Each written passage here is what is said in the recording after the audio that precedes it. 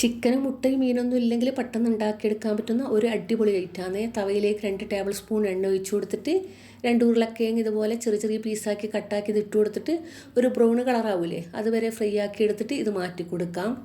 അതേ എണ്ണയിലേക്ക് 1/2 ടീസ്പൂൺ കടുക്, 1/2 ടീസ്പൂൺ വലിയ ജീരകം, കുറച്ച് കറിവേപ്പില, 2-3 പച്ചമുളക്, 2-3 അല്ലി വെളുത്തുള്ളി ഇതെല്ലാം ഇട്ടിട്ട് ഒന്ന് വഴറ്റിയെടുക്കണം. ഇത്രയും മതി.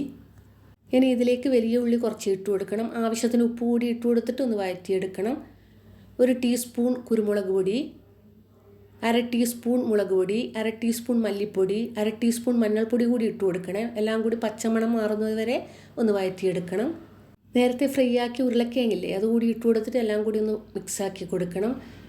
അതിലേക്ക് പുഴുങ്ങിയെടുത്ത ബസ്മതി റൈസാണ്. ഏത് റൈസായാലും കുഴപ്പമൊന്നുമില്ല, പച്ചരി ആയാലും മതി, ഏത് അരി ആയാലും മതി. എല്ലാം കൂടി നന്നായി മിക്സാക്കി കൊടുത്തിട്ട് 2-3 മിനിറ്റ് ലോ ഫ്ലെയിമിൽ വെച്ച് കൊടുക്കണം.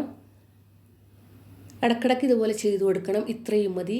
ഇനി അതിലേക്ക് മല്ലിയില ഉണ്ടെങ്കിൽ കുറച്ച് മല്ലിയില ചെറിയ ചെറിയ പീസാക്കിയിട്ട് അതുകൂടി ഇട്ട് കൊടുക്കണം.